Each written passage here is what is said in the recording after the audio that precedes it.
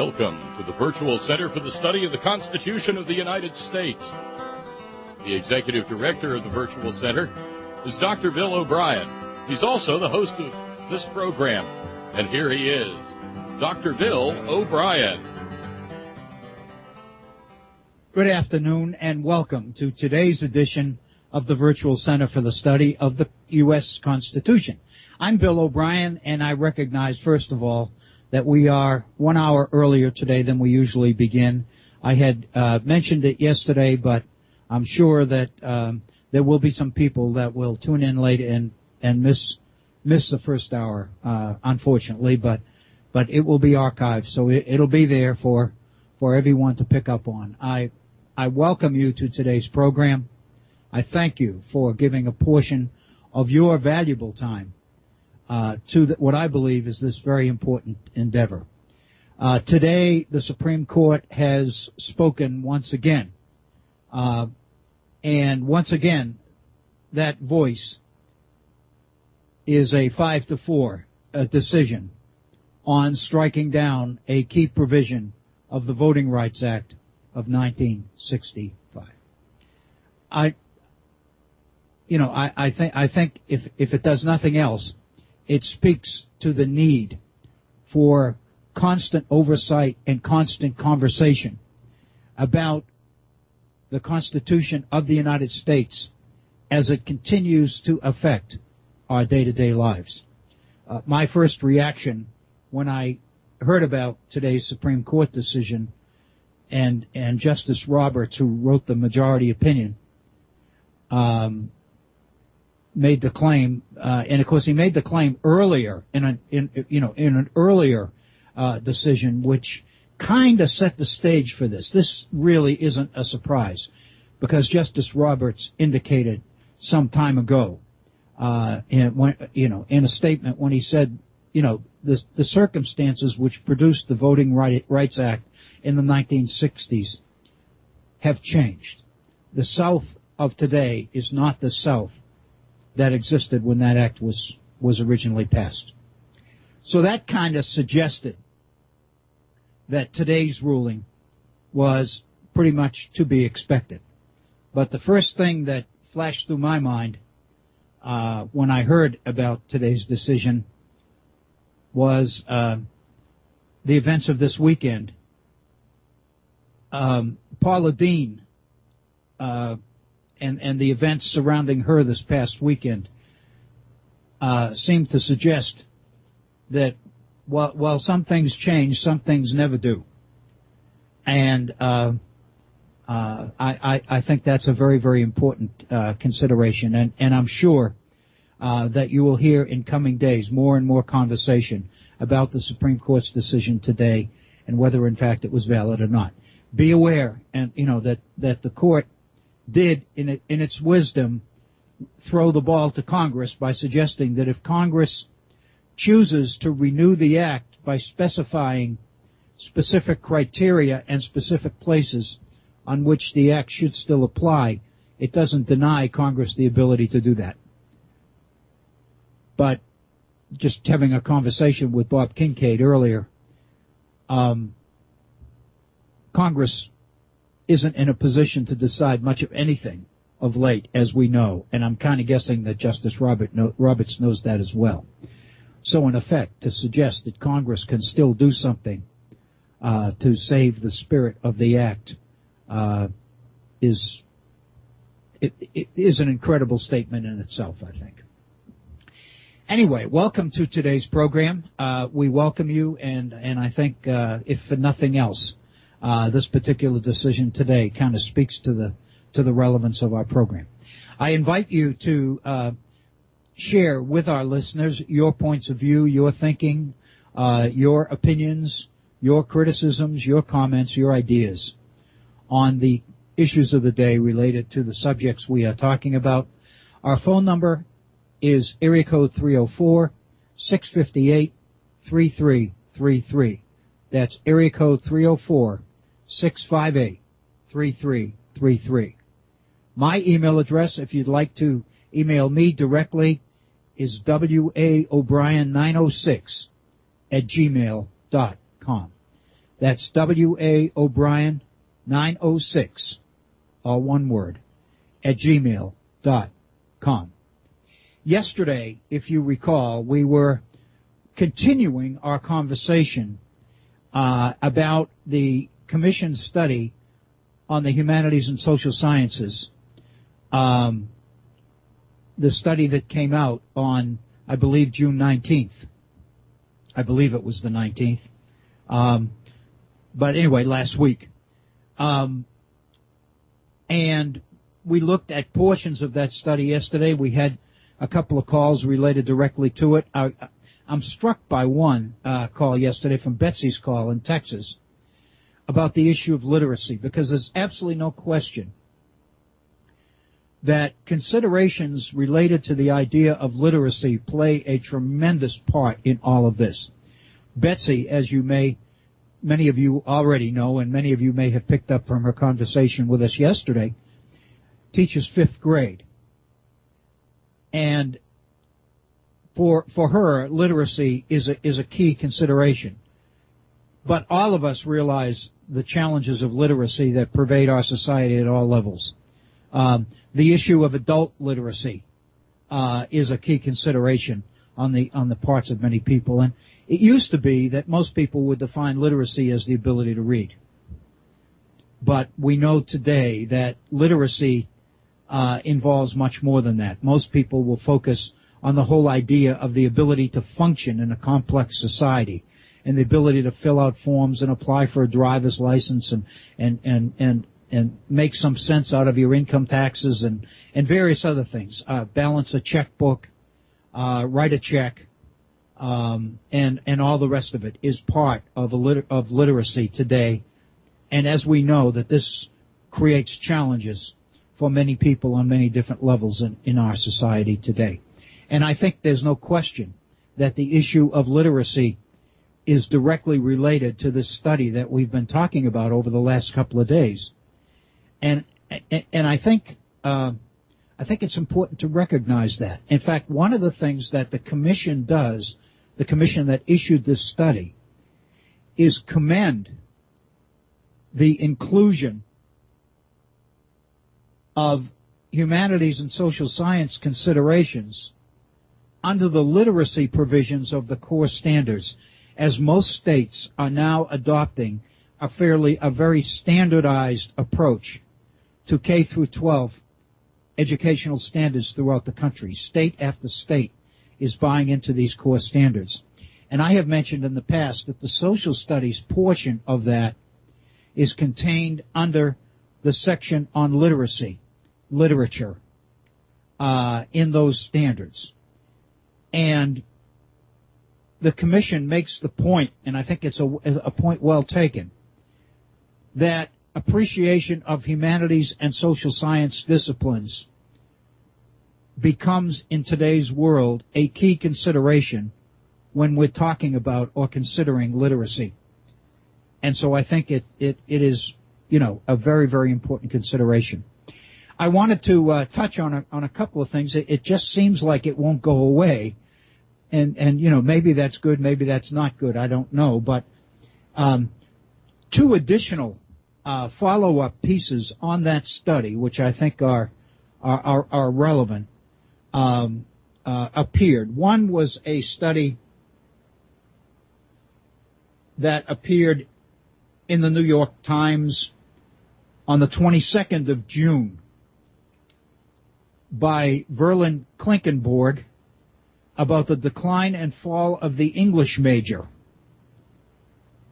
And the major focus in this particular article is in the decline in the ability of students to write clearly, imaginatively, and effectively, to be able to communicate in writing thoughts, emotions, and views or attitudes about the world around us. And the author of this, Verlin Klinkenborg, makes the point that he has taught nonfiction writing at both the undergraduate and graduate levels at Harvard, Yale, Bard College, Pomona College, Sarah Lawrence University, in Columbia's Graduate School of Journalism. And the piece says, each semester I hope and fear that I will have nothing to teach my students because they already know how to write. And each semester I discover again that they don't. And then he goes on and talks about the decline in the major, the decline in the skills, and the shrinking number of people who see the need to major in their own language. At Pomona College, where Klinkenborg teaches, this past spring, the article points out, 16 students graduated with an English major out of a student body of 1,560. Think about that. A student body of close to 1,600 students. 16 students graduated with a major in English. And here's some more data that this article creates, which I think kind of typifies the degree of the problem. In 1991, 165 students graduated from Yale with a BA in English literature. 1991, 165 Yale graduates with BAs in English literature. By 2012, that number was 62. Just a little bit better than a third. In 1991, the top two majors at Yale were history and English. In 2013, they were economics and political science. At Pomona this year, 2013, the two most popular majors were economics and mathematics. So this is what prompts the article on the decline of the English major. The decline in its popularity, the general perception out there that this particular major is not conducive to getting a good job, a high-paying job. And the fact of the matter is, as interest in the major has declined, so also have the skills that the major promotes. And there's one paragraph in this article I wanted to share with you. Then I wanted to go on and give you a couple of more small snippets of pieces of information related to this topic that I think are quite relevant. This is a paragraph from the article on the decline of the English major toward the end of the article. What many undergraduates do not know, and what so many of their professors have been unable to tell them, is how valuable the most fundamental gift of the humanities will turn out to be. That gift is clear thinking, clear writing, and a lifelong engagement with literature. Clear thinking, clear writing, and a lifelong engagement with literature. That's something that I wanted everybody to reflect on for a moment, because that's what this particular professor believes that major offers. But the other piece of that paragraph that I find interesting is that while many undergraduates don't appreciate this, many of their professors find it hard to explain it to them. Many of their professors really aren't able to communicate the benefits of the majors they teach. And that's one of the findings that this particular study on the humanities and social sciences studies makes very clear. That the strength of the humanities and social science disciplines in higher education today depends increasingly on the ability of those who do it, the professors, college administrators, etc., to demonstrate the value of the humanities and social sciences to a quality education. But the reality is that the profession is not very successful in doing that. And I've shared this, and I don't want to beat this to death because I don't think it would be fair.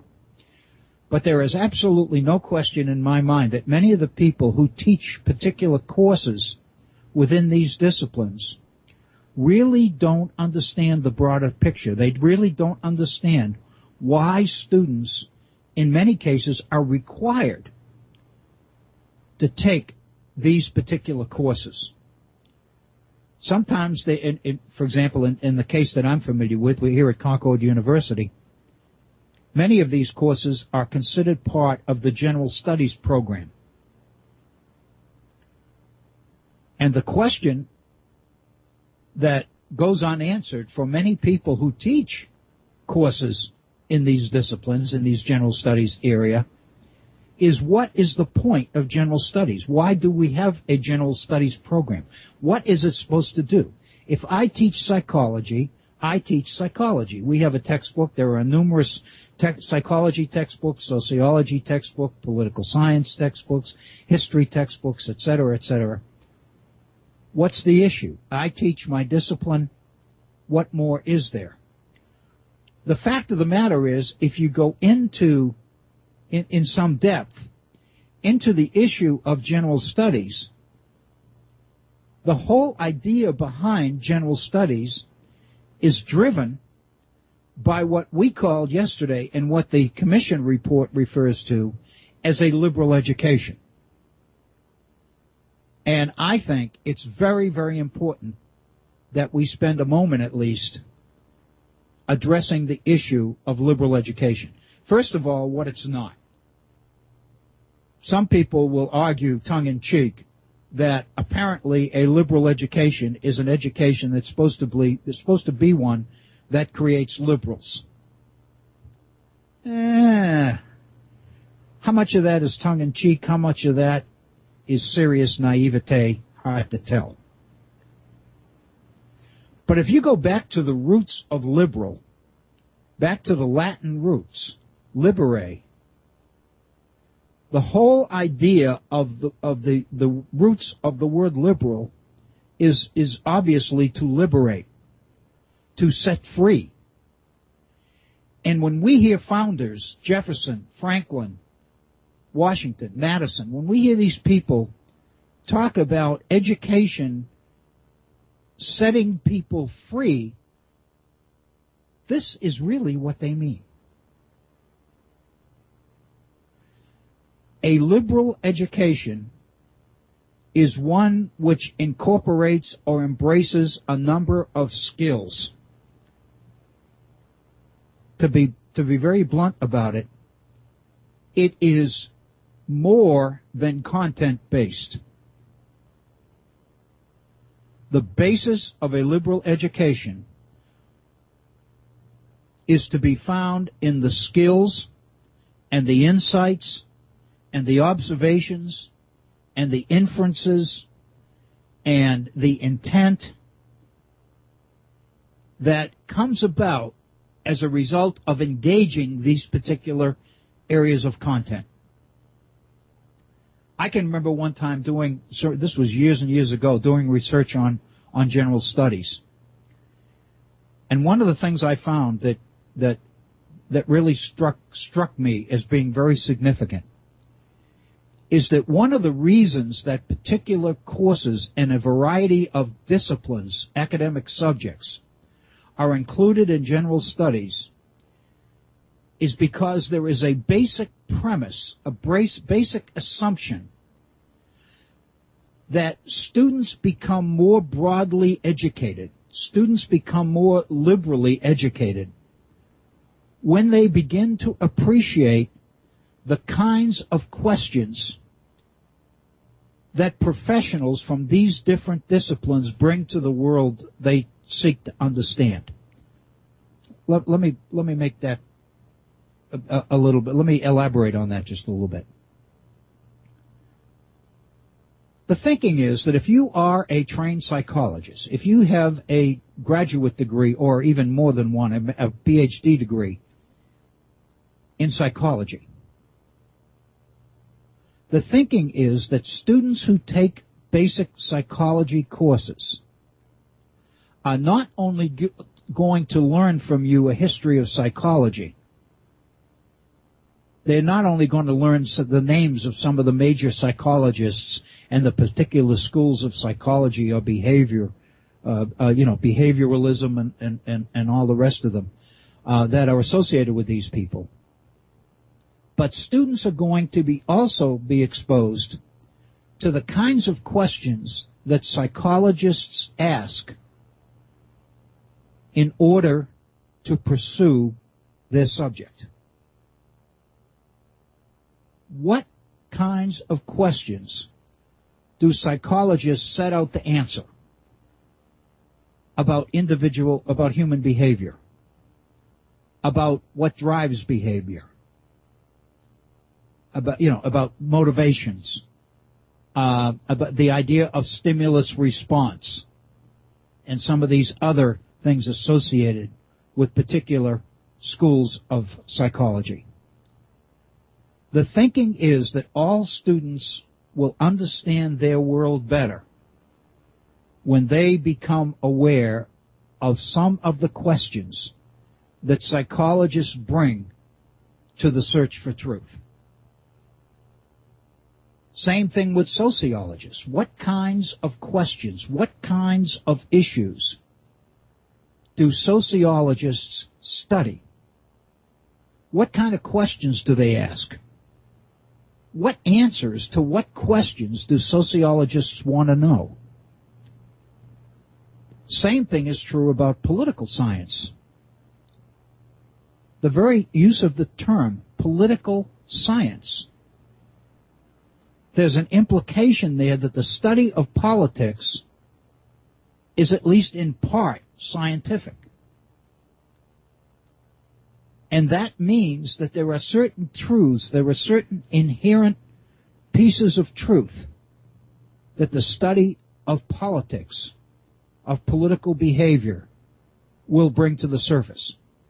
And the idea is that the student who is exposed to these will understand his or her world just a little bit better as a result of having been exposed to the kinds of questions that political scientists bring to the table. Same with geographers, same with historians, same with philosophers.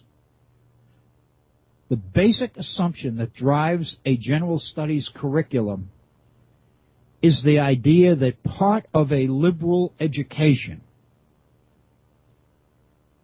is the ability to look at the world and try to understand the world from a variety of different perspectives. And this is to be contrasted with the very narrow,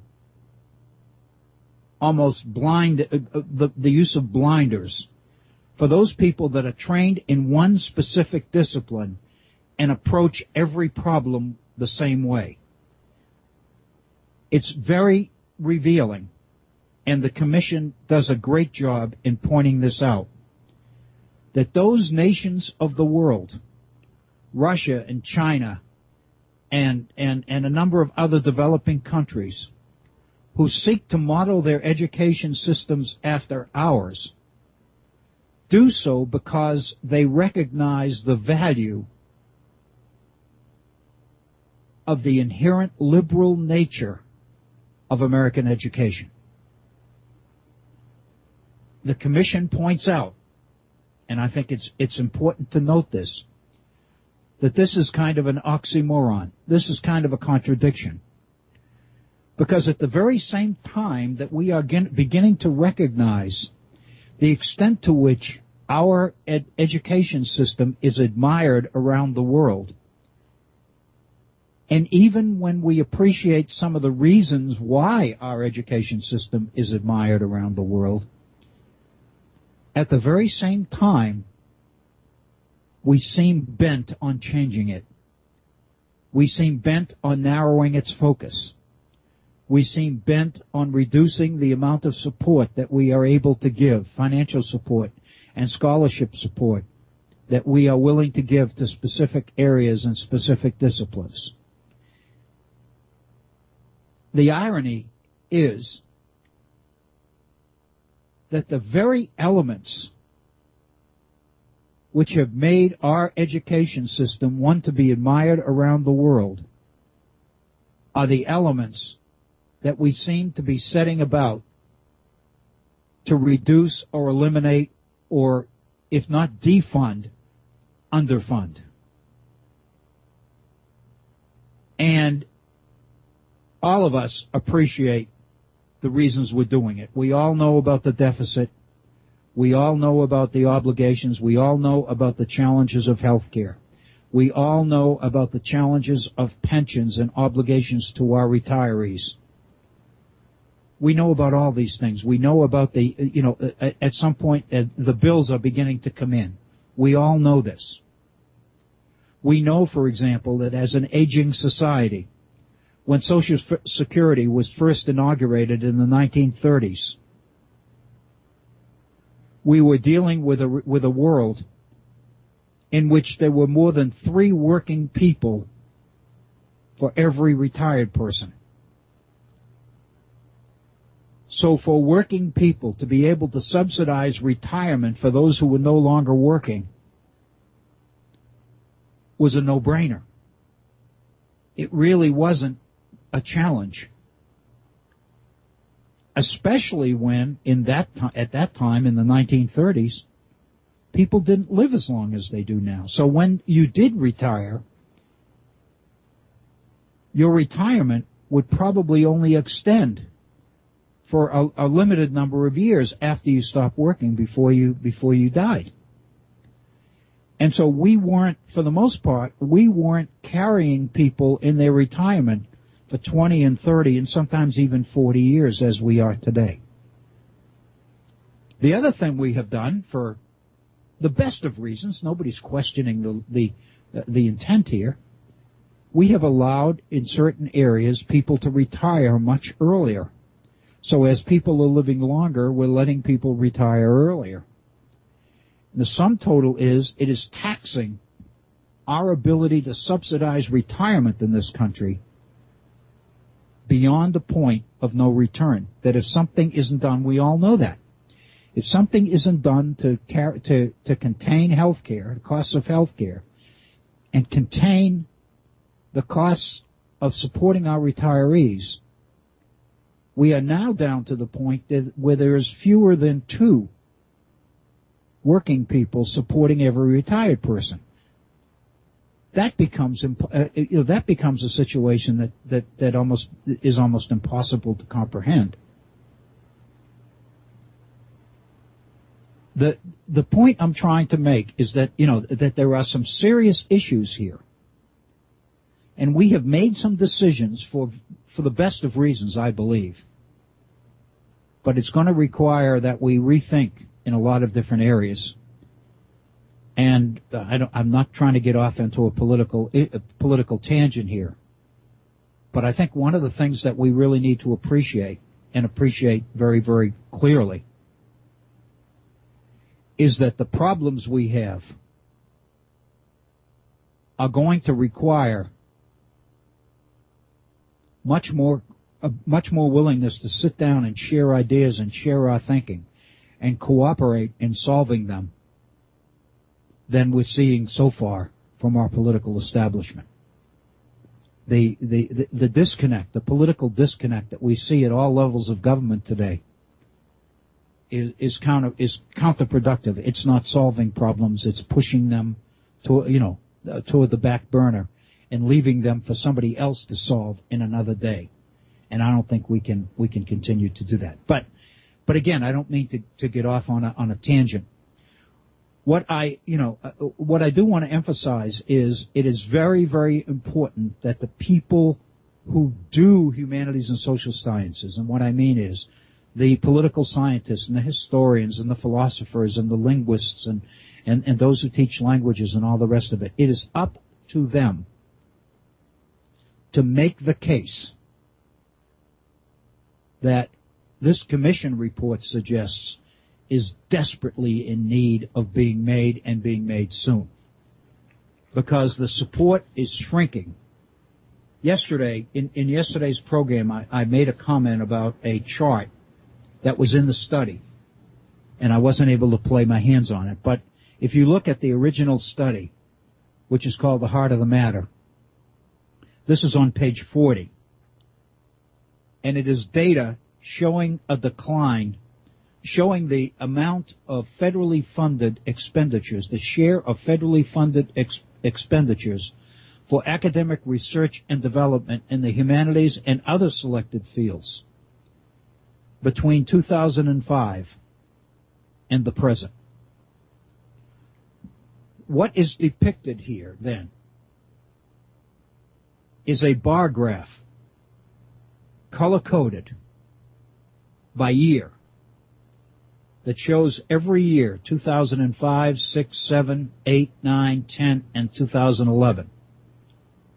So there are 7 columns here, color-coded. And what they show is the percentages of academic funded research. In other words, the research that is funded by area. The area that is receiving the most generous funding is the area of mathematics and physical science. And I think we can understand that given the amount of support that has gone into the so-called STEM disciplines. Mathematics and physical sciences are getting the most support. In the year 2008, 2007 and 2008, 70% of the funding in these areas,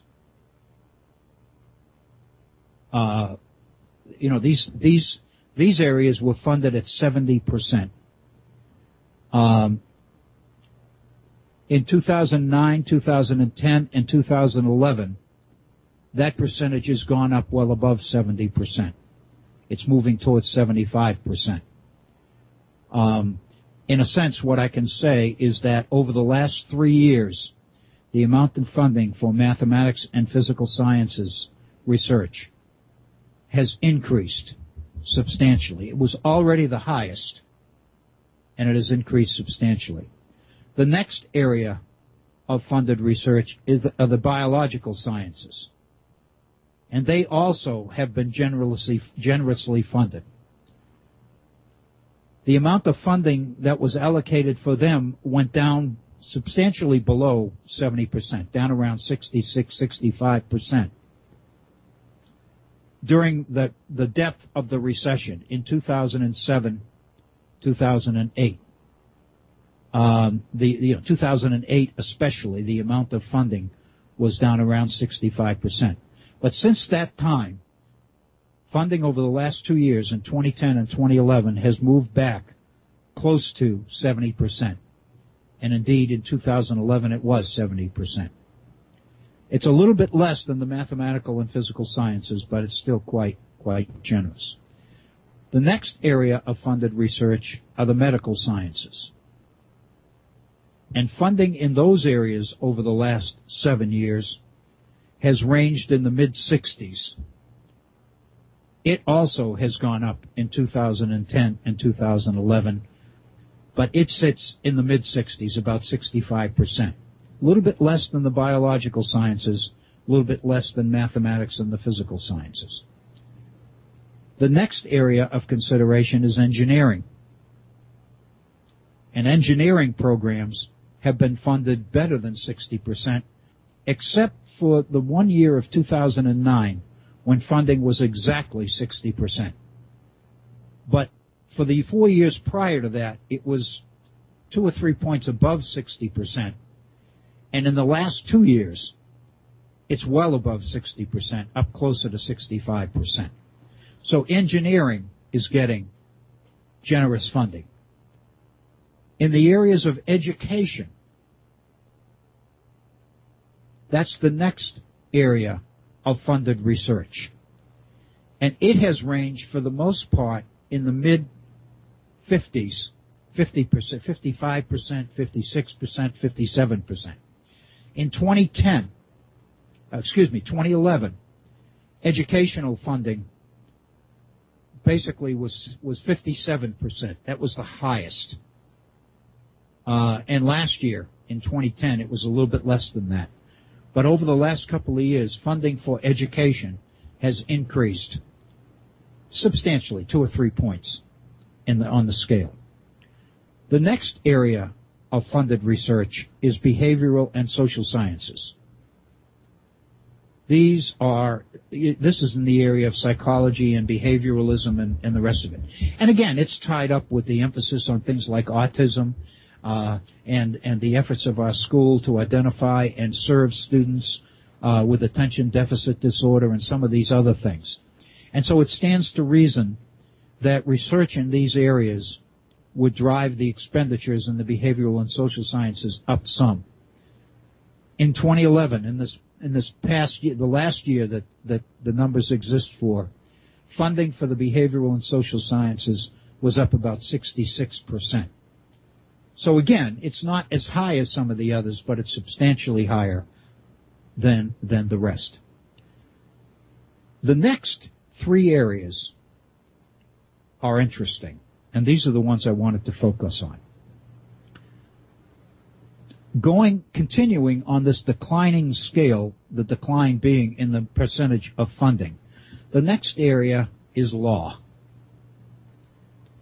I think it is particularly revealing that funding for the law, for careers in the law, has gone down substantially. And I'm going to indicate how much because it is substantial. In 2005, funding for the law was at 44%. Substantially less than the ones we've already dealt with, but still fairly high. It was well in excess of 40%. In 2006, the very next year, funding dropped in the law for the law to 41%. So there was a 3% drop. In 2007, it dropped a tad below 40% to about 39%. So in 3 years, funding for research in the law declined from 44% to 41% to 39%. In 2008, the very next year, funding dropped to 32%, from 39% to 32%, a 7-point drop. What that means is that from 2005 to 2009, 2008 rather, in 4 years, funding for the law dropped from 44% to 32%, 12 points. But that's only the beginning. The next year, 2009, the drop was down to 22%, from 32% to 22%, another 10. The next year, in 2010, it dropped down to 20%. And then the last year, 2011, it went back up to 23%. But what we have seen in 6 of the last 7 years is a precipitous decline in the percentage of funding that goes into programs related to the law. Why? I think we are intrigued to raise questions as to why legal studies, legal research, has declined to the degree it has. Is it related to the clear turn in our political way of thinking toward the more conservative? Are we seeing the evidences here of a more conservative Supreme Court, of less interest in the rights of the incarcerated, of the accused, and more attention given to the victims of crime as opposed to the perpetrators of crime? In other words, is the much more conservative bent that we've been hearing in our discussions, is this reflected in the incredible amount of reduction that occurs in the amount of research money going into the legal area. I think that is very, very significant, because I think it mirrors what's happening in the society at large. I think, to go back to the very beginning of today's program, today's decision related to the Voting Rights Act is kind of an indication of what that priority is about, what that means. What the Supreme Court is saying is that whereas racial preferences, racial issues needed to be considered in conducting politics in specific identified southern states in the 60s and 70s and 80s, the court is saying the South has changed enough that those limitations, those restrictions, no longer are necessary.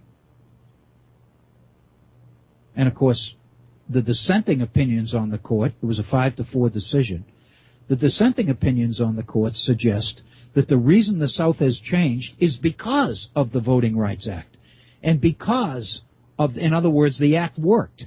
So now that it's worked, we're going to remove it. The Ruth Bader Ginsburg, one of the dissenting justices, made the comment in today's decision, which I thought was pretty powerful. She said that's like basically closing your umbrella in the middle of a rainstorm because you haven't gotten wet so far. Believing that because you haven't gotten wet so far, you don't need your umbrella anymore. And she uses that example to explain what today's Supreme Court decision 5-4 was all about.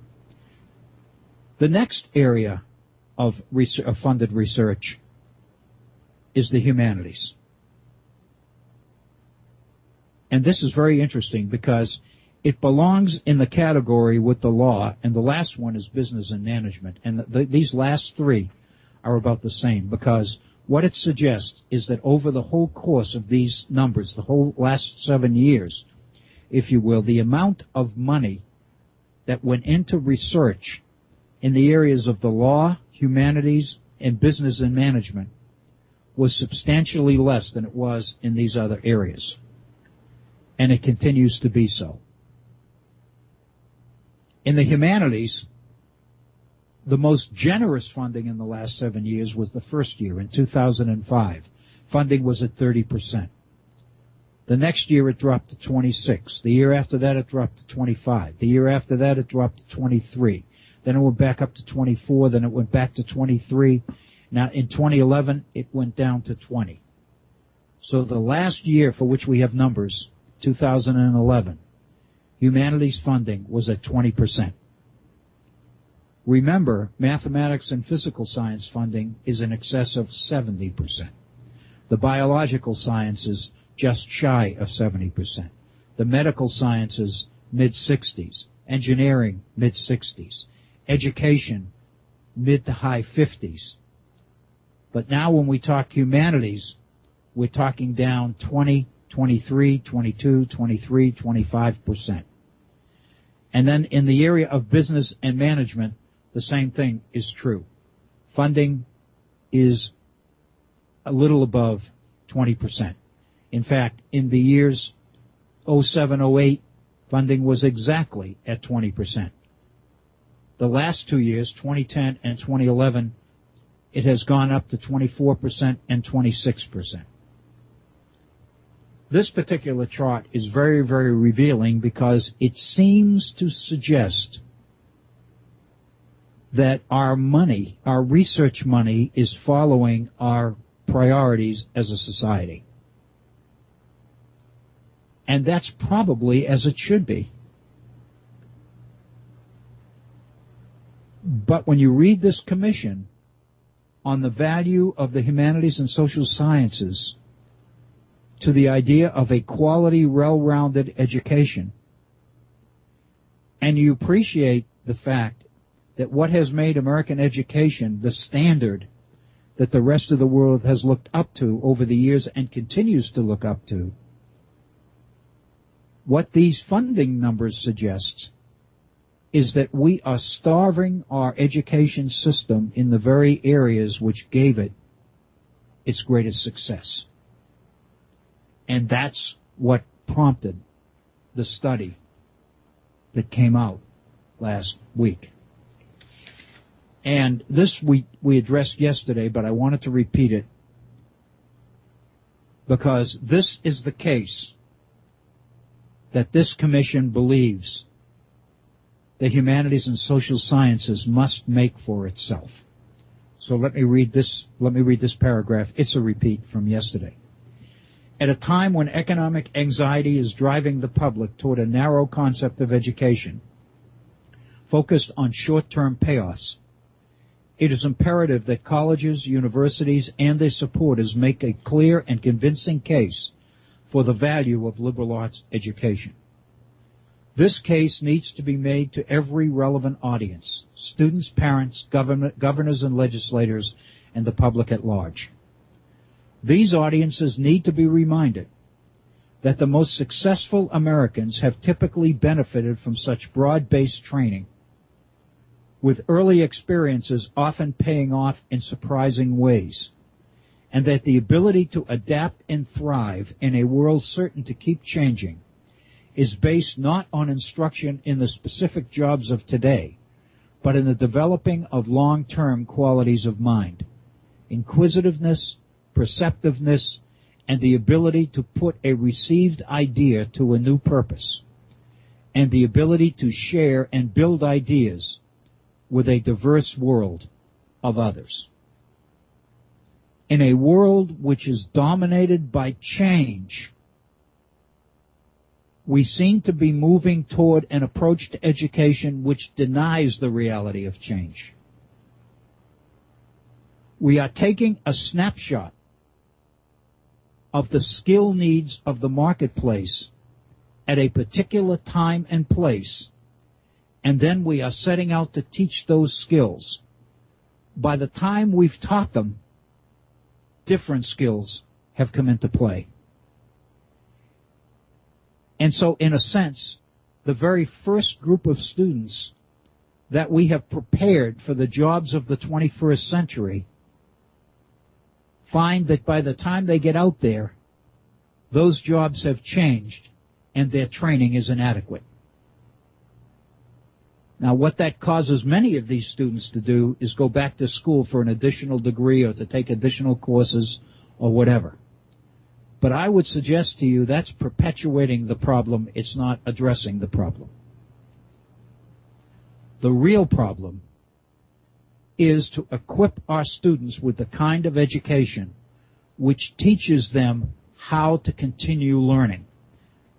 Not only teaches them what the skills that are required for the jobs that currently exist, but also the skills that they need in order to adapt their skills for the changing demands of a changing workplace. Some people put it in a way in which they say, we need to teach students to learn how, we need to help students learn how to learn. And while we have all of these cliches, and all of these statements are thrown around, the fact of the matter is, we really aren't getting to the heart of the matter. I don't know how many of you are familiar with Stanley Fish. Stanley Fish is a retired philosophy professor at NYU. He writes regularly for the New York Times. And he writes about philosophy more than anything else. Today, in the New York Times, actually, it was dated yesterday. It was dated last night at 9 p.m., so he submitted the article for publication today on June 25th. He basically makes the point that the case for the humanities was not made by this commission. And he does so in spite of the fact that he is so supportive of David Brooks and Verlin Klingenborg, the two articles that I referred to. David Brooks, who was a member of the commission and touted the study, and Verlin Klingenborg, who talked about the decline of the English major. And he talks about the value of those two articles, but he basically makes the point that the study really doesn't make the case for the humanities. I have flagged one paragraph in Stanley Fish's piece, and I wanted to share it with you because I think it's pretty powerful. The humanities and social sciences, quote, enable us to participate in a global economy that requires understanding of diverse cultures and sensitivity to different perspectives. What Stanley Fish is saying is that the claims for humanities and social science education are valid. He makes the same point that I made yesterday, and he said it's clear that the social sciences are an add-on and an afterthought to this particular issue. I felt the same way. The social science people are really concerned because it seems almost impossible for the commission to make the case for the social sciences nearly as well as for the humanities. But Fish goes on, and he said this is the case that this study makes. The humanities and social sciences provide an intellectual framework and context for understanding and thriving in a complex world. A thorough grounding in these subjects allows students to participate meaningfully in the democratic process. And third, the humanities and social sciences enable us to participate in a global economy that requires understanding of diverse cultures and sensitivity to different perspectives. Those are the three major gimmies, if you will, of the humanities and social sciences according to this commission report. And this is what Stanley Fish says about this. In each of these sentences, and many others that might be referenced, the key words, and then he gives several of them: framework, context, complex, meaningfully, understanding, diverse, sensitivity, perspectives. Every one of these words, he says, is spectacularly empty. To be blunt about it, what the hell do they mean? Just where specificity is needed, sonorous abstraction blunts the edge of what is being asserted, rendering it unexceptionable. No one's against understanding or complexity or meaningfulness, but the result is that the product has no bite. He goes on and says, here then are the recommendations of the Commission. Increase NEH, National Endowment for the Humanities, funding. Fine idea, but only political efforts of a kind not mentioned here will do that trick.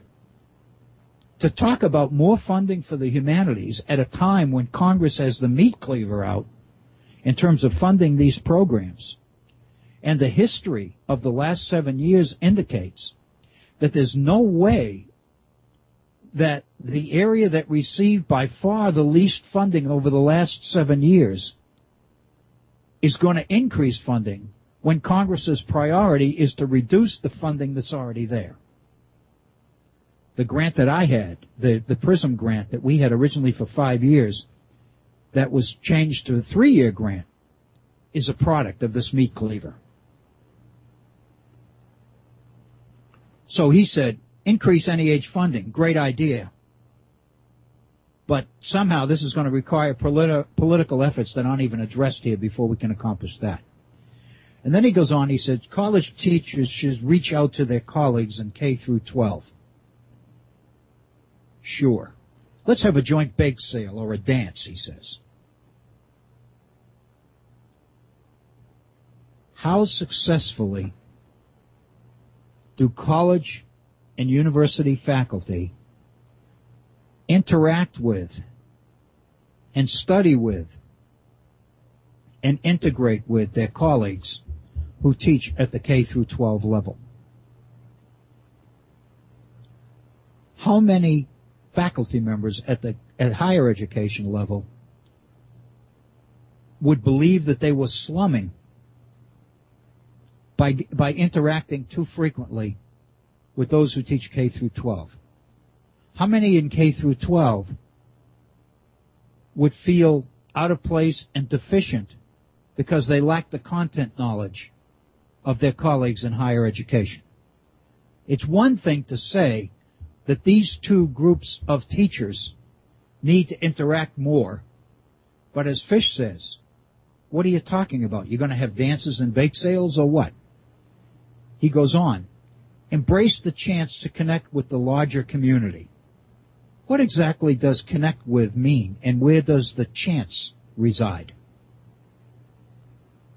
How successful have we been over the years in linking the community at large with the campus? How successful have we been in bringing faculty members off campus and into the community at large? How threatened do colleges and universities become when the community gets too close? When they believe that the community is actually going to start telling them how to do what they feel that they are the authorities in doing. It's one thing to talk about these things, Fish is saying. It's another thing to do them. Nobody can argue with the value of these things, but there's no strategies, there's no specific strategies spelled out here at all. What exactly, he says, does connect with mean, and where does the chance reside? Another recommendation from the Commission study: deepen knowledge of other cultures. Add deepen to the list of words that say nothing. How do you deepen the knowledge of other cultures? Develop intercultural studies or skills. Tell me what they are and how they differ from monocultural skills, says Stanley Fish. Expand the pool of qualified teachers. Fish says, wait a moment while I wave my magic wand. Promote language learning. Yes, that's something we could and should do, but it will take money, and money has systematically been withdrawn from public higher education for decades.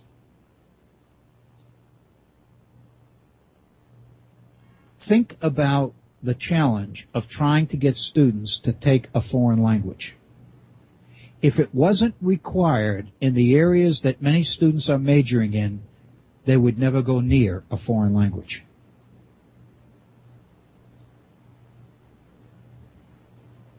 It's hard to deal with. Do you ever notice when you watch the news on television that when we get stories from overseas, it doesn't matter where, Europe, Asia, Southeast Asia, Africa, wherever,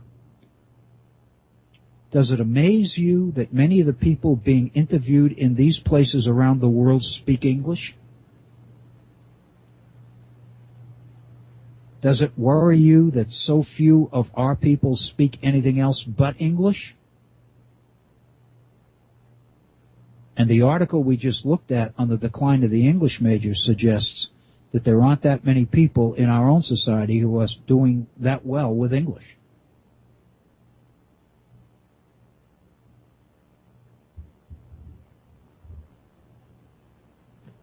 Fish concludes, the report alludes to this unhappy fact about the need for money, but doesn't take it up. Nor does it take up the converging factors that accelerate the rush to vocationalism and short-term payoffs.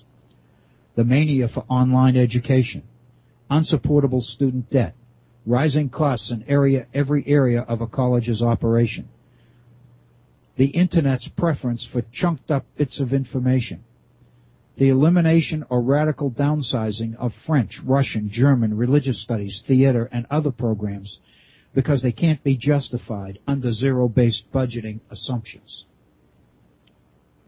What he points out is the same thing that the Commission study is designed to address: the realities of what our quality higher education system in this country needs to be able to remain high standard. But the fact of the matter is, he points out that the Commission speaks to the needs. It speaks to the problems, but it doesn't address ways to solve the problems. In the STEM areas, the concern about students not being educated in the STEM subjects, sciences, technology, engineering, and math, that concern was followed by money, as reflected in the amount of funding in these areas. But there's nothing in the Commission to generate the kind of funding that the humanities and social sciences need. And part of the reason is because the study is really unable to make the case. All it does is ask the people who teach in these areas to make the case. And it's pretty obvious to me that too many of them are not able to make it. We are at the top of the hour. We finished our first hour in today's program. Let's pause and take 4 or 5 minute break, and we'll come back and we'll finish our second hour on today's version of the Virtual Center for the Study of the U.S. Constitution. I'm Bill O'Brien. We'll be right back. Thank you, Bob Kincaid, and welcome to those of you who are just joining us today. And this is usually the beginning of our 2 hours together, but as we announced yesterday, we began an hour earlier today.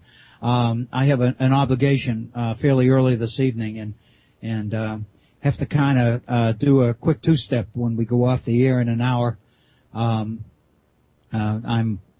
Tonight is the installation of new officers for the Rotary Club here in Beckley, and I need to be there for that. So, welcome to the program. If you are just joining us, welcome. If you've been with us through the entire first hour, we thank you. We've been continuing to look at the Commission study for the Humanities and Social Sciences.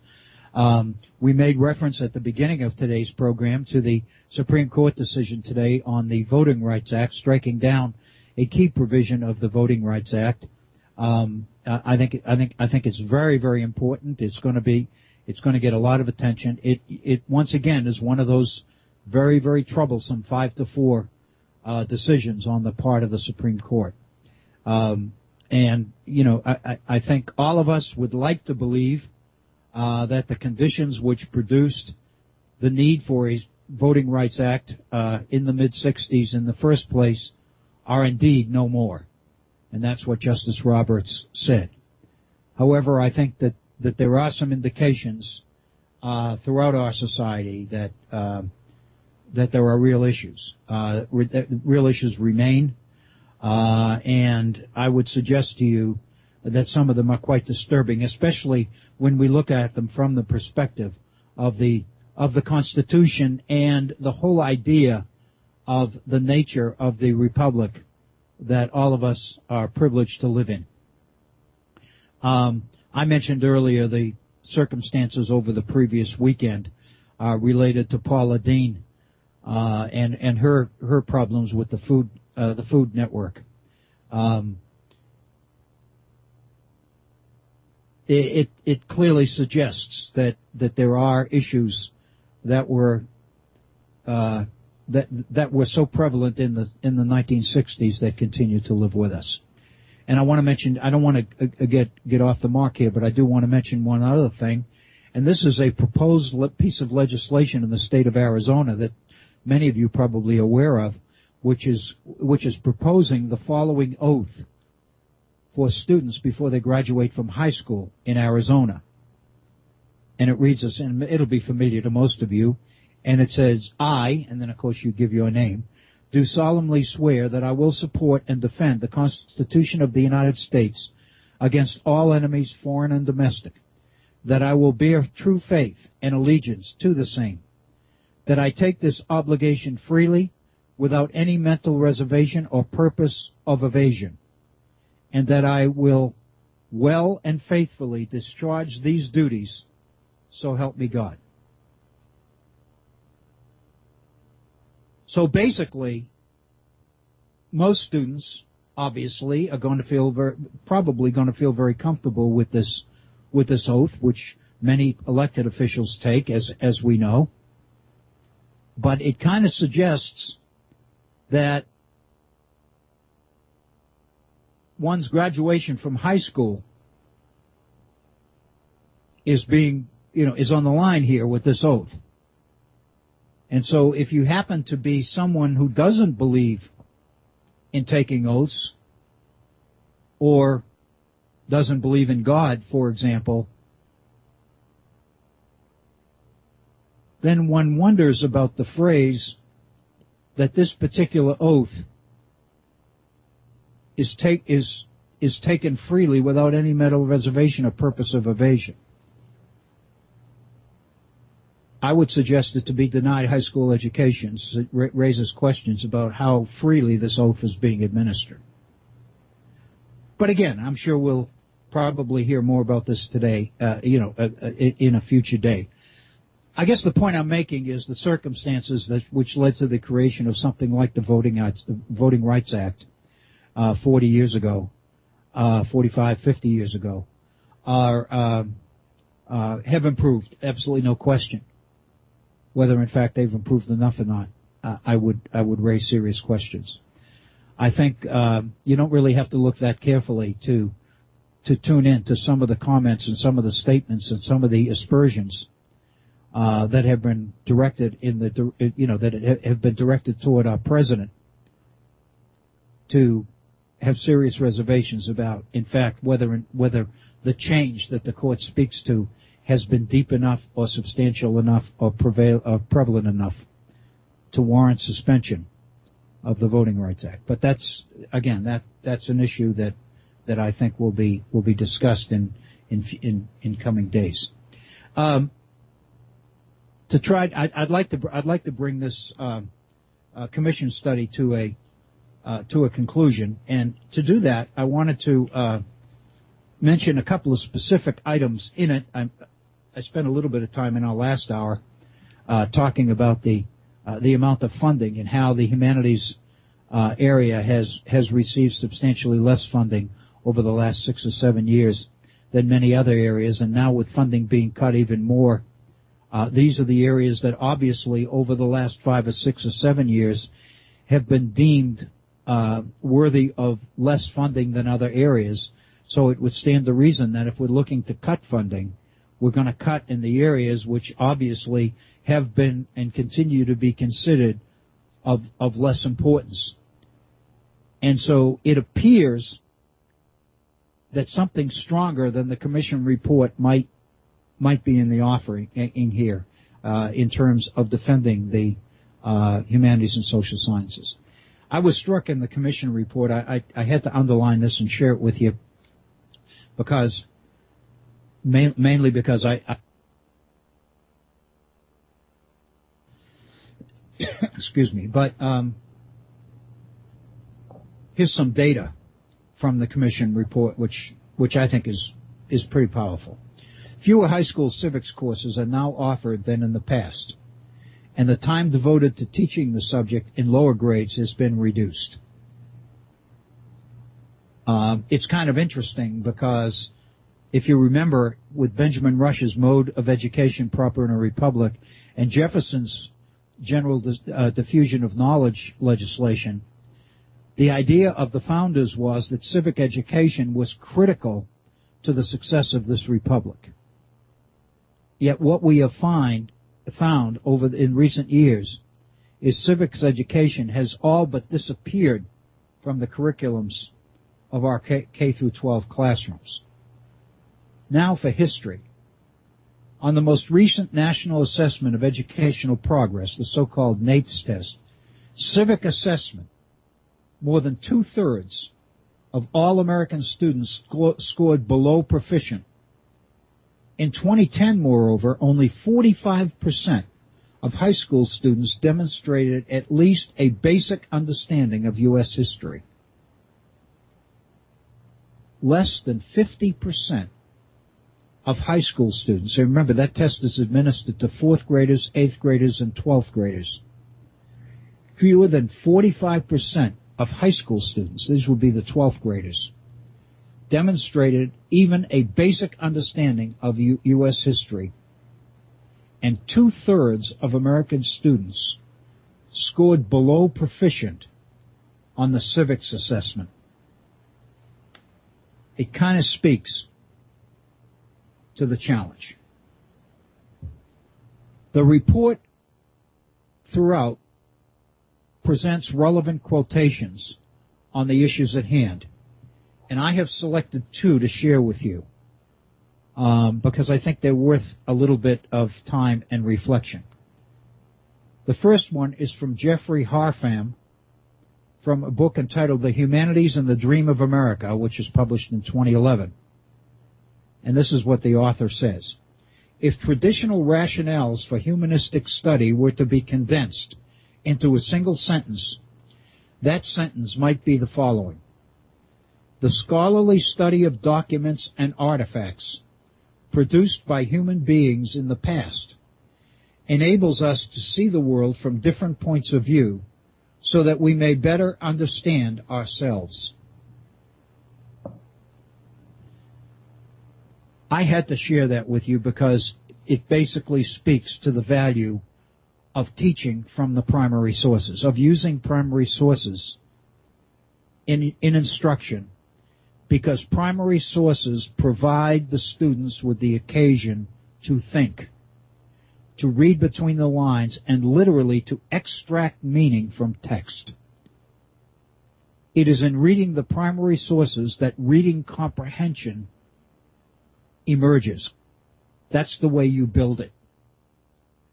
I would suggest to you that if instruction flows from instructor to student, from PowerPoint to student, from textbook to student, from curriculum guide to student, there's no student engagement at all. There is a dispassionate disinterest in alien information. But once the student engages a primary source, then the need for all of these skills of analysis, critical reading, comprehension, speculation about intent, motivation, results, all the rest of it, all of these things kick in order for the student to deal productively with a primary source. The difference is that the education is emanating from the student rather than alien information from teacher to student. That's the critical difference. And until education begins to happen that way, these reports remain just that, reports, with the kinds of words that Stanley Fish referred to as kind of empty, meaningless words.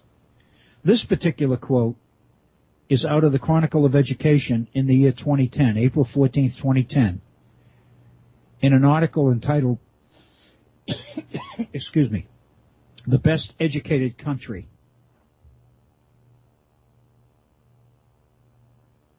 The author of this particular article was Stanley Katz, and the reason I share this with you is not only because of the richness of the comment, but because Stanley Katz is somebody that years and years ago in my graduate school days I knew when I was at the University of Wisconsin, and one of the absolutely brightest historians and scholars I've ever known. But anyway, this particular statement I think is pretty powerful. If we aspire to provide a 4-year college education that transcends the acquisition of specific job skills, we need to be able to specify what the content of such an education would be and what would constitute the measure of its assessment. If, for instance, we actually believe that college students should receive a liberal education, what do we have to do to ensure that they are receiving it? I would suggest one of the things is to return to the idea of primary source materials, which we just looked at. That there are a number of other things that I think need attention.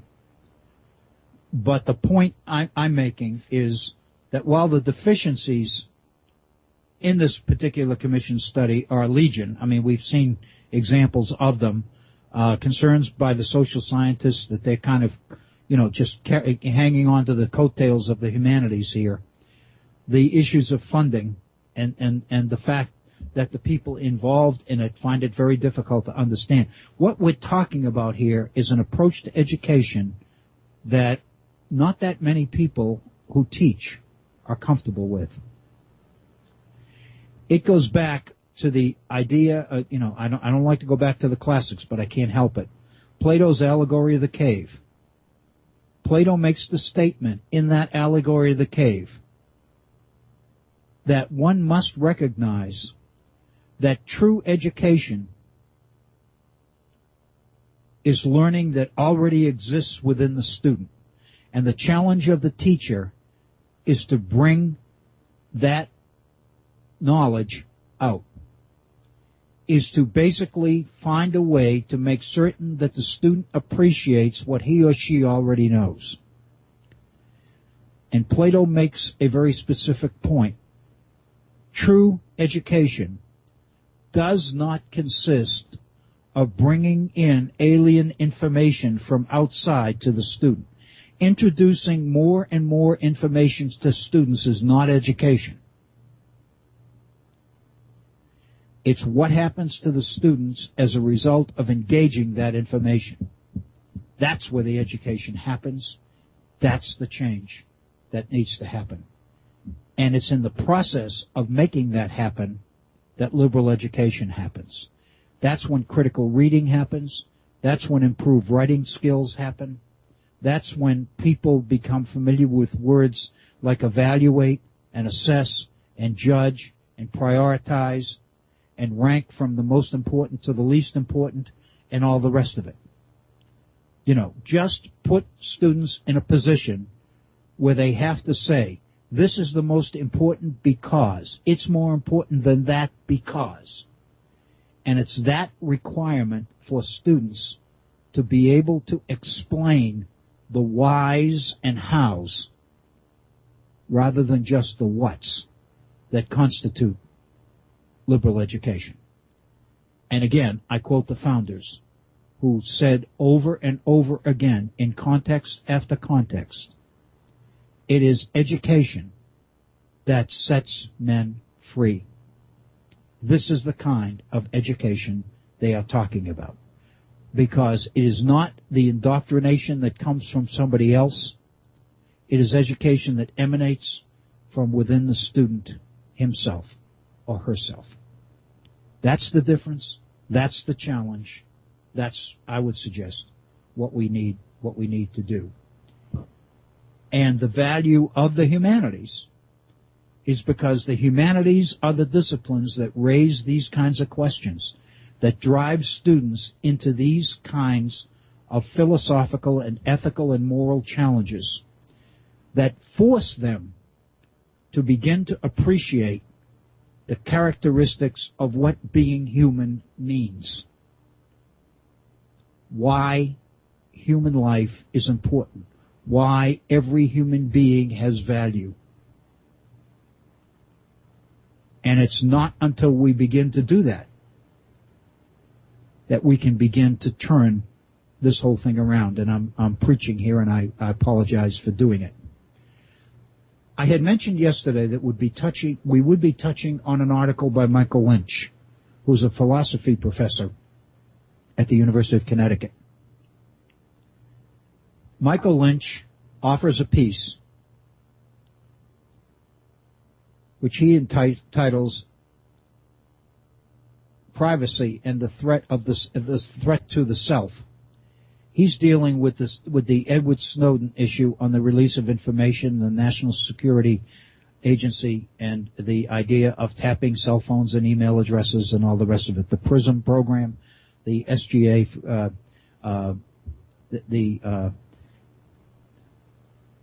the government PRISM program on emails and cell phones and all the rest of it, which is called PRISM. And Michael Lynch makes the point. What makes this study relevant, and the reason I wanted to take it as the next step on the whole idea of being a human being, Michael Lynch, in talking about privacy, is able to relate privacy to the whole idea of all of us and each of us as being an autonomous person.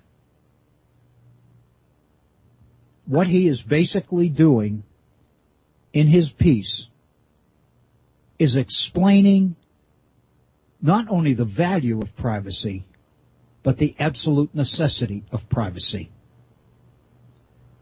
And the way he does it is to speculate on what happens to humanity, what happens to each and every one of us when privacy no longer exists.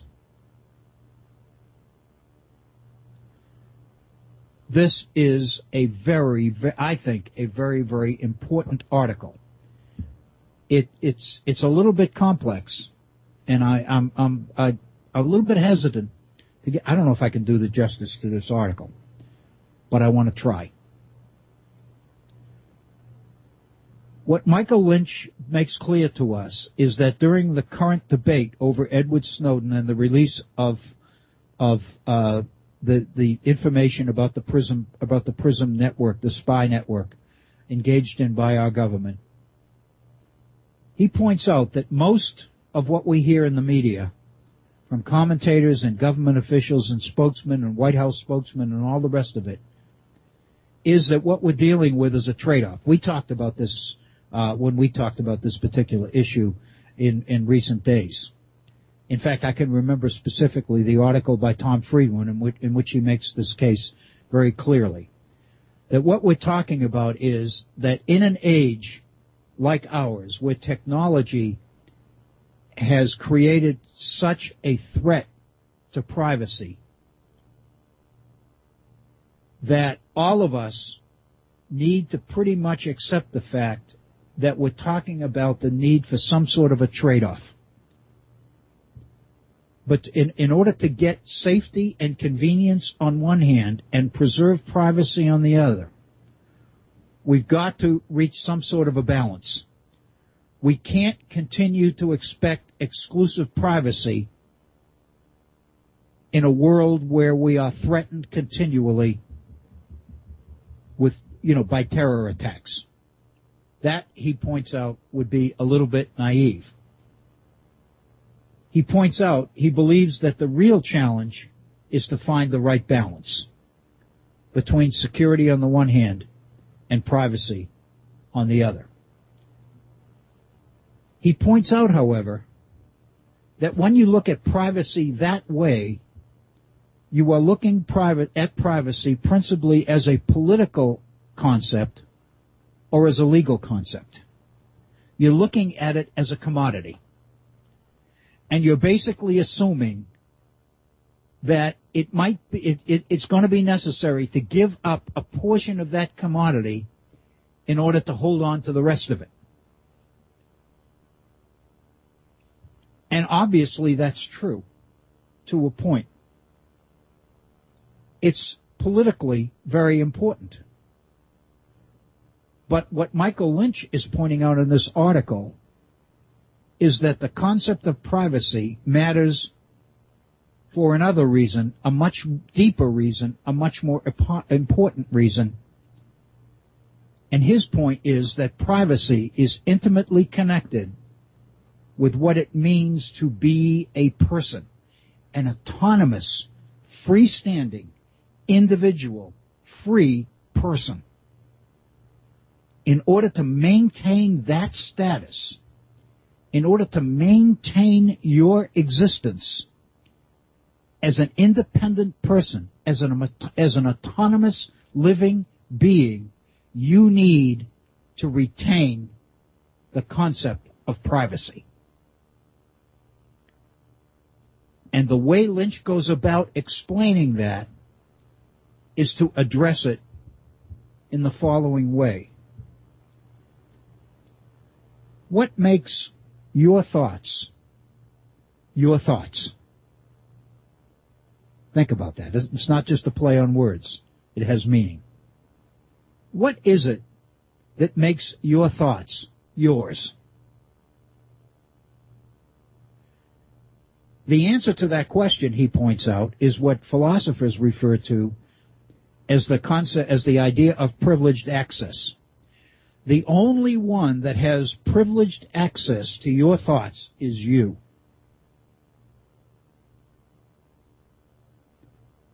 This means that no matter how well I know you,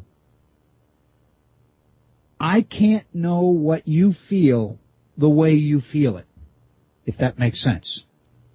I can know an awful lot about you. I can be really close. We could have shared back and forth our points of views on a number of different issues. I can speculate and pretty well guess sometimes how you're going to react to certain circumstances and certain situations. But the fact of the matter is, I can't really know what you're feeling the way that you know, the way that you feel. So that means that you have privileged access to your own thoughts. I can experience some of it, but I can't be you. I can't know all of it. Secondly, I'm the one that's in control of my thoughts, not you. So the mere fact that I can control what I know gives me that privileged access. In other words, I can control how much you know and how much you don't know about my thoughts. So the two things that make for privileged access to my thoughts is first, that you can't be me. You can't experience my thoughts the way I do. And secondly, I have the power to control what you know about my thoughts. And those two things give me privileged access. They make me autonomous. They make me free. And then Lynch gets into some philosophical discussions about Cartesian thinking and about Descartes. And what he's dealing with is what we know today is some of the recent stuff in physics. The whole idea of thoughts being things, the whole idea that thoughts are energy. It used to be that people believed that there was the physical body and then there was the spiritual body, the mental body, and it was something else. But more and more of our research today is indicating that the thinking process, the brain itself, is pretty well understood by looking at it as energy, as waves of energy. And you hear people who are really into this talk about the fact that thoughts are things. But be that as it may, what Lynch is pointing out is that there really is a connection between privacy and you as an autonomous human being, between privacy and myself and the self. And the whole idea of one person, me, being the only person that has privileged access over information about myself and my own, what he calls, psychological profile. Nobody knows about my hopes, my dreams, my beliefs, and my fears like I do, because they're mine. I have control over how much about them you know. And as long as I can maintain that control, then they remain my hopes, my dreams, my beliefs, and my fears. And that means that I remain an autonomous human being. And it's privacy that gives me that autonomy. Then he poses a situation. And Lynch says, let's imagine that telepathically I can read your mind. that I could read all of your conscious as well as your unconscious thoughts and feelings. Let's assume, for purposes of discussion, that I can get into your mind, that I can gain access to the privileged access that only you had.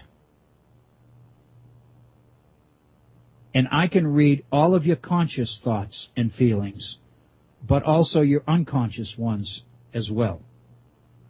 I would know them as well as you know them. And further, that would mean that no longer could you control how much I knew, because I knew it all. Just imagine this. That no longer do you have privileged access, because now I've got it.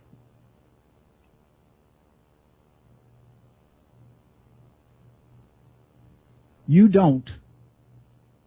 These are Lynch's words, and I think they're pretty powerful here. No longer do you control what I know, because I've taken that access. You don't have control over what about your thoughts that I know. I took that access. You no longer control it. I would know instantly about how things affect you, how the outside world affects you, what scares you, what makes you act the way you act in certain circumstances. I would know it all. That means if I know why you react and how you react to the outside world, that means that to a large extent, I can control what you do. If I know how you react to everything, if I know how you think about everything, if I know what you fear, what you hope for, what you dream about, if I know it all, and you no longer have any control over how much I know, because I took it, I took full control, that means effectively that I can control you, because I know that by doing certain things, you're going to respond in a certain way. This, Lynch says, is what we worry about when we talk about losing our privacy. This directly threatens our freedom. And let's face it, it ain't just theoretical. It's real. Think about Google. My email address is a Gmail address. It's a Google email address. Google, as we know, is tracking all of our internet searches. All of them. And the reason it does that is because then it knows which ads I'm going to respond to. We talked about this the other day. I used it in terms of Amazon. Once I look at a particular book, then Amazon has a record of the fact that I look at that book, which means that they have an idea that I'm interested in books about that particular subject. So they know that if they compile what they have on that particular subject and send it to me, I'm much more likely to bite, because they are making me aware of exactly the things that I'm most likely to respond to. So, for example, if I go on Google and I raise questions, and I'm searching the internet, and I want, let me give you examples. I want to know what terrorism is. I want to know what terrorists know. I want to be able to get into some of these websites that we hear all the time about, the websites that the terrorists have access to. I want to know how to make bombs. I want to know how the Boston Marathon bombers made their bombs and used pressure cookers to do it. So I go on Google and I find it out, and I look up some of these websites. That track record is there. something else.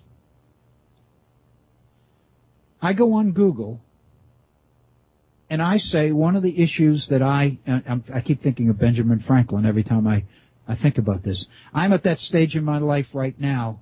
I'm looking for some verification, some indication, some proof that there really is a heaven, that there really is a God. And I know as I move into my senior years that I'm going to find out, sooner than a lot of other people. Benjamin Franklin has a beautiful letter in which he made that point. Somebody asked him whether he believed in God or not. And he said, I don't know, but at my age, I'm going to find out pretty darn soon, and I don't really have enough time left to worry about it. So if I start Googling about whether there's a God or not, you're going to know that I have inclinations, pretensions about atheism.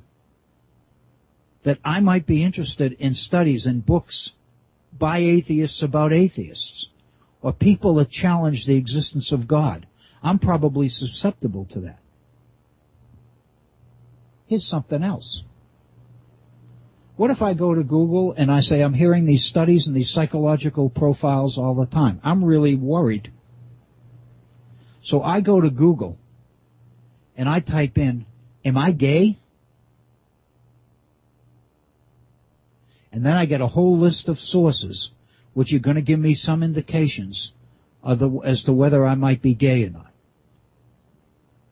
And what I've done is to create an indelible track record. So anybody that puts all of this together is going to know what I think, what I'm afraid of, what I hope, what I fear, what I'm uncertain about, what I'm curious about, what I might buy.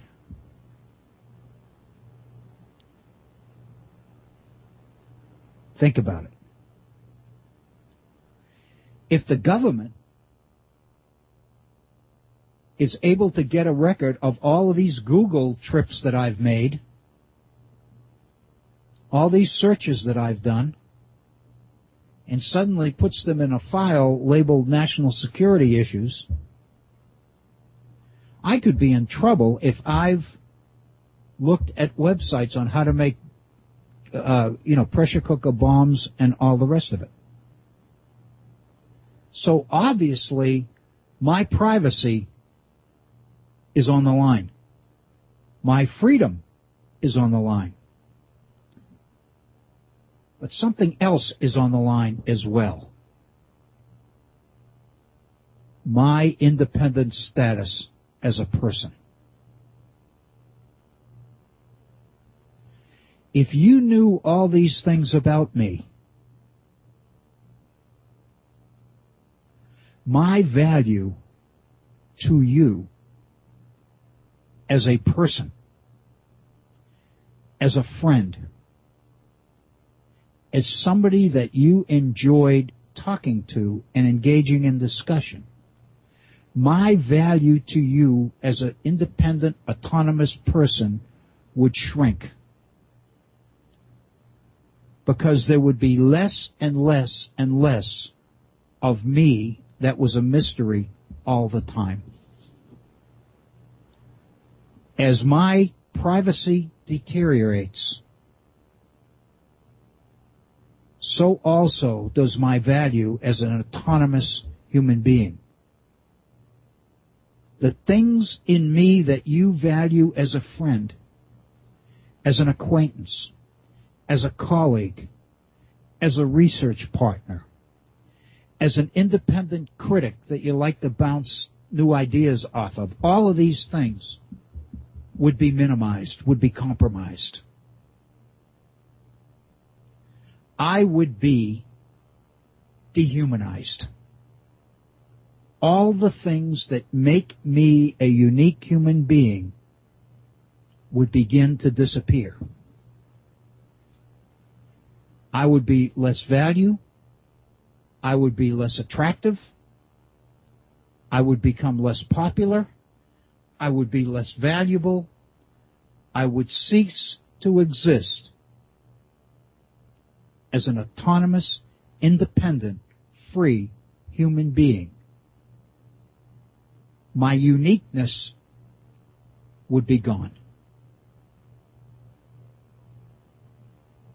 This connection between privacy and being dehumanized, all of us know this because we've read all the stories about Guantanamo and about prisons and about concentration camps and about interrogation and about torture and all the rest of it. We know what the whole issue of torture is about.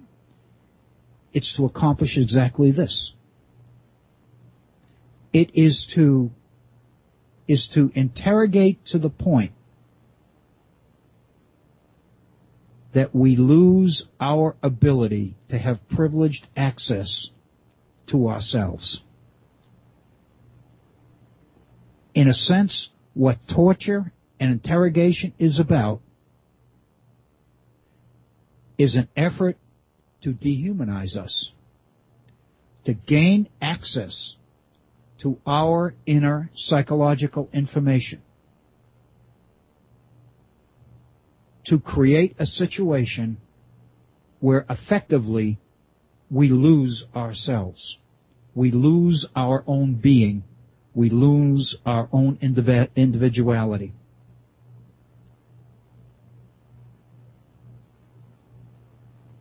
So what about communication? We all know that the whole idea of communication is sharing.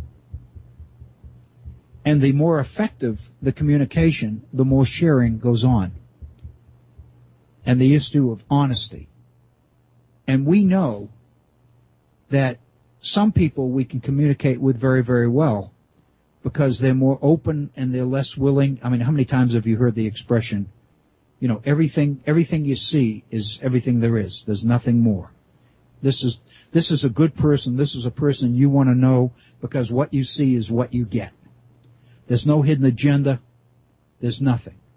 And what that means is that this person openly communicates.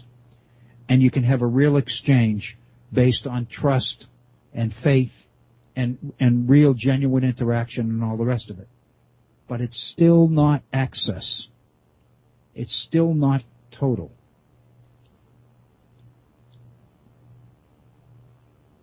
So, in a sense, the issue of privacy is directly connected to the issue of personhood, to our existence as an individual, autonomous, free-thinking human being.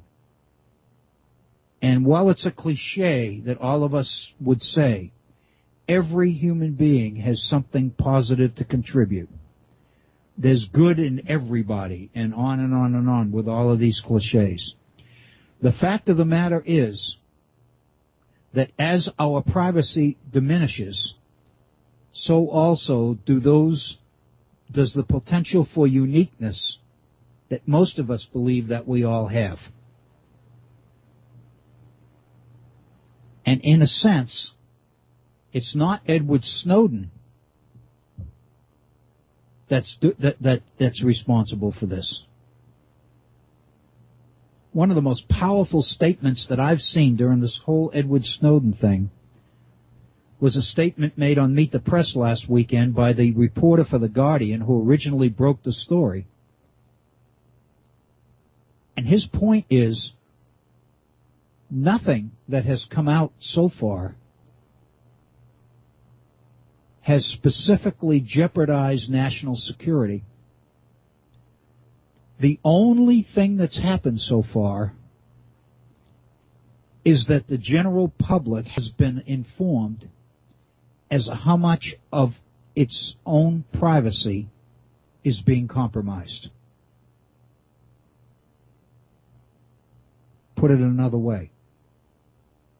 The only thing that's happened so far is that the people know what many people in government and in the private sector have known for a long time. The only difference is now, thanks to Edward Snowden, we know. We know that they know. We know that the National Security Agency knows. We know that our cell phones are a matter of record. We know that our emails are a matter of record. We know that what other people have known about us for a long time. So the question that it seems to me all of us need to confront is the fact that we know this when so many others already knew it about us. Is that a direct threat to our national security? If it is,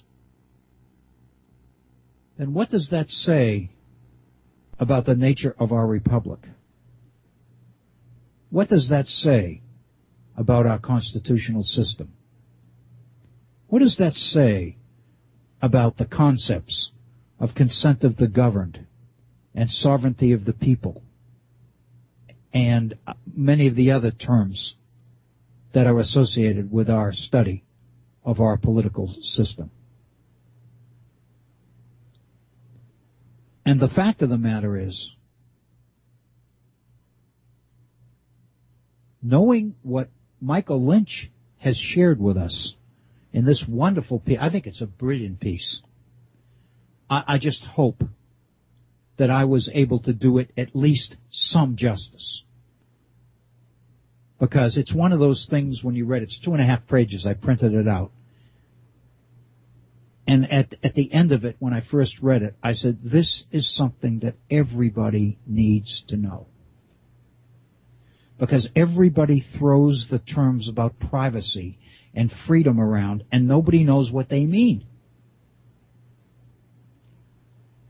And what he does is he gives it real meaning, because he points out exactly what it is that's on the table here. When we talk about reductions in our privacy, what is it that's being reduced? It's not this amorphous commodity called freedom and privacy. This amorphous thing where there's X amount of privacy, and if I take 10% of it and whack it off and give it away, I'm still going to have 90% left. So that's okay, if in return for it, I get safety and security.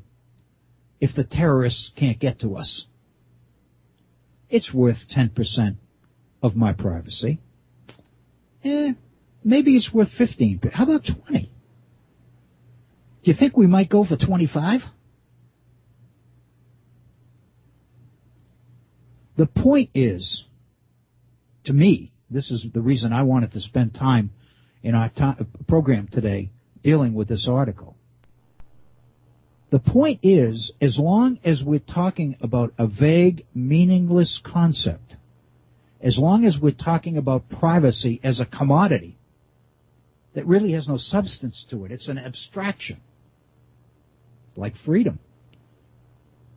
I used to, when President Bush was in the White House, he would use, in every speech it seemed like, he would use the word freedom over and over again in almost every one of his press conferences about foreign policy and all the rest of it.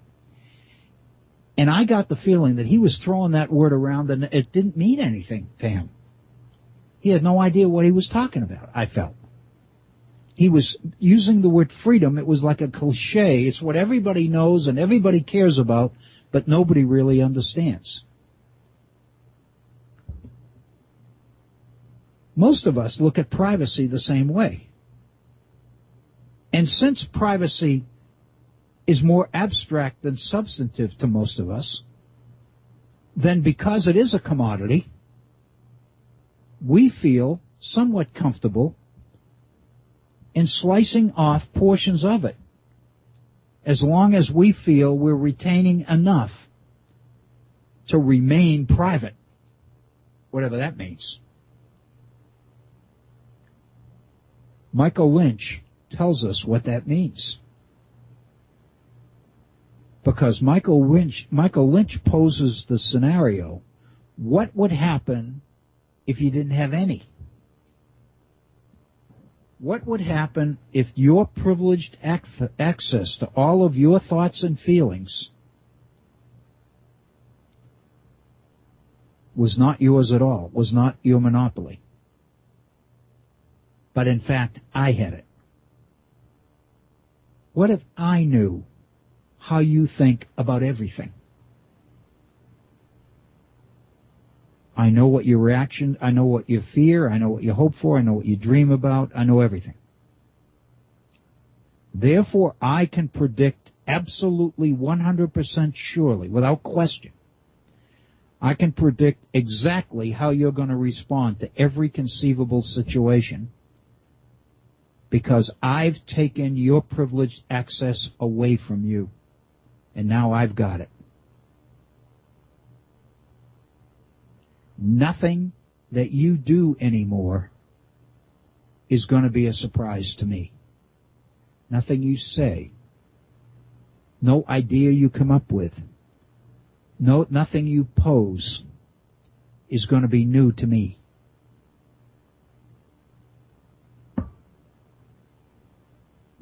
Your value to me has pretty much been diminished beyond repair. To be blunt about it, there really isn't enough of you left to worry about, is there? I can go anywhere and find you.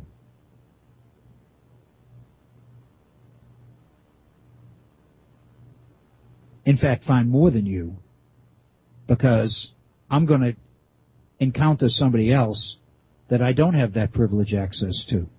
And so therefore that person's going to be able to contribute things to me that you can no longer do. So your value for me has not just been compromised, it's been minimized to the point that it's almost disappeared. You have been dehumanized.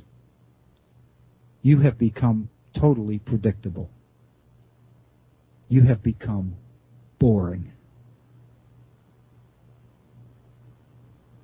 And the fact of the matter is, in today's world,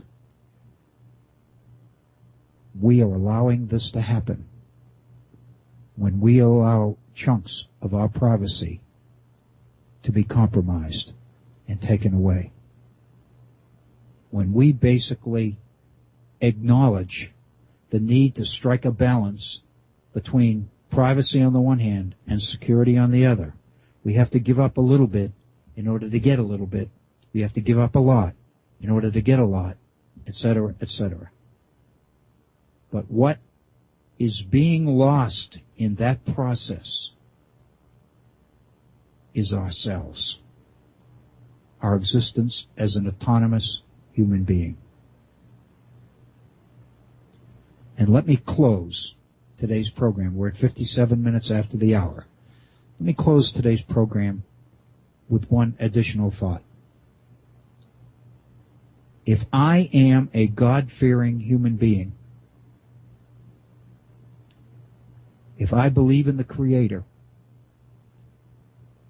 and I believe that the Creator created me in the image of God, and that I am unique, and I have unique contributions to contribute to the welfare and the best and the benefit of those I live with,